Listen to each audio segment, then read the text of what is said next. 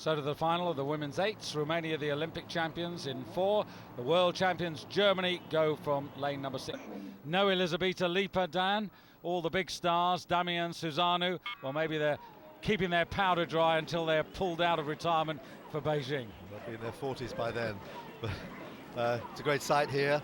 6 crews all taking off simultaneously, but you've got certainly a very good crew in Romania, and certainly Holland too. They're the ones that qualified in the opening heats.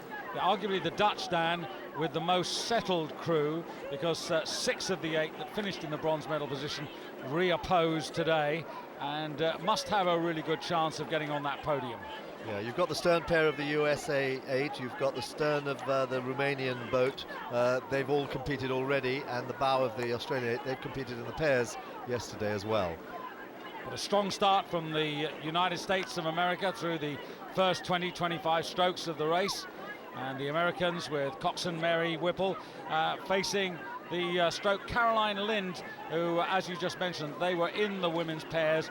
She and her partner Lindsay Shoup, who's at 7, finishing in 6th place. But that's a new creation. Only Whipple and Megan Dirkmatt, who's rowing at 6, are survivors of last year's Olympic 8 in the American crew. But they look very good, don't they? They look very good and strong, very powerful the way they've moved out in front there.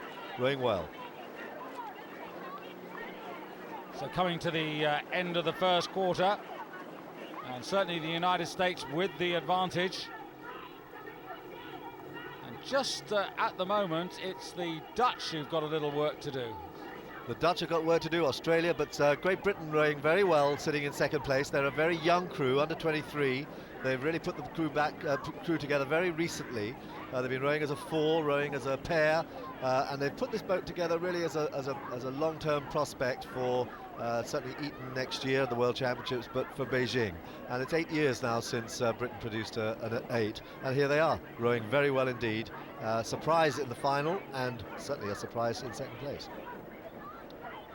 Romania, the crew that probably puts more kilometres on the clock than any of these 8s. That's just the way they do it, particularly through the winter months into the spring, and it pays off. They do enjoy their rowing though. I've sat down and talked with them, and they just love their rowing, and they're very close with their coaches. It's a very tight team. And very interesting how they were so dominant from Atlanta right through to Sydney, and then Australia, followed by the United States, followed by Germany. They all took the title, but when it came to the big one, the Olympics last year, back they were coming.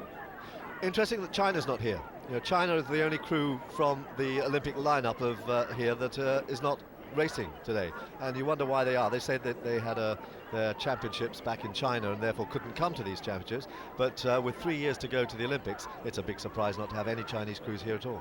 Somewhat mysterious, one would say, because they were evident on the World Cup. They have been for the past couple of seasons, and you find it difficult to fathom the reasons really why they've not turned up here to race, and with Apora for not having them here. Absolutely. And did you see how, just on that last card there, we saw that Australia has moved from last right up into 2nd place. They have moved fantastically well just through the last 500 metres, and they've moved right through the field. And now they're putting pressure on the United States. It's a new crew from Australia.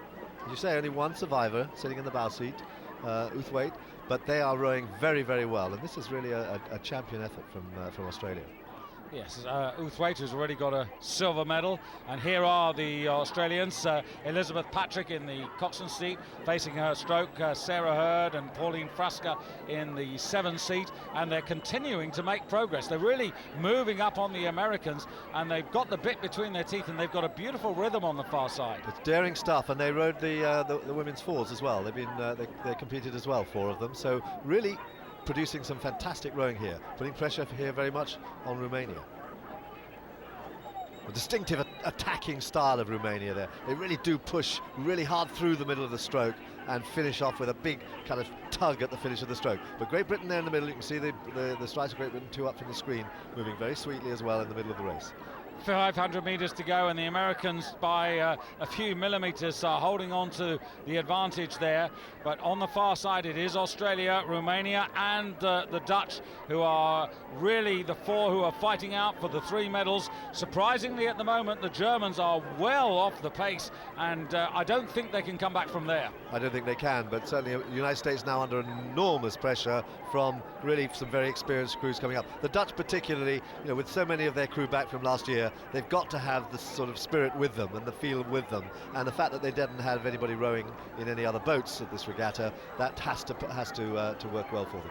I just wonder about the Dutch though, Dan, because they have predominantly come from behind style, and so often we've seen them maybe get a medal or just miss a medal rather than putting themselves in the race right from the beginning and staying there. As you can see, the Australians now coming through. The Australians on the far side have now taken the advantage away from America and are leading Romania, and this is an outstanding performance because, as you said, 5 have already rowed. They've doubled up, and 4 of them have got golds, 1 of them's got silver, and they are marching away from this field. Well, United States beginning to break up there as they feel the pressure coming on from Romania, getting past them, from the Netherlands, who are moving up as well. So United States slipping back, but Australia flying. Look, the further they get, the better they go, the more they stretch out. And they're almost there, just a few strokes to the line. Australia regain the world title that they won in 2001 in Lucerne, ahead of Romania, with the Dutch, I think, in bronze medal position, ahead of the United States and Great Britain. Race through from the back, through to the front, and looking so strong. United States fading out there into 4th place. But surely, Dan, on the evidence of what we've seen here, 1:28.28 for the final quarter, this Australian 8 can go places. Oh, I think they've got a great future, young and very, very, very ambitious.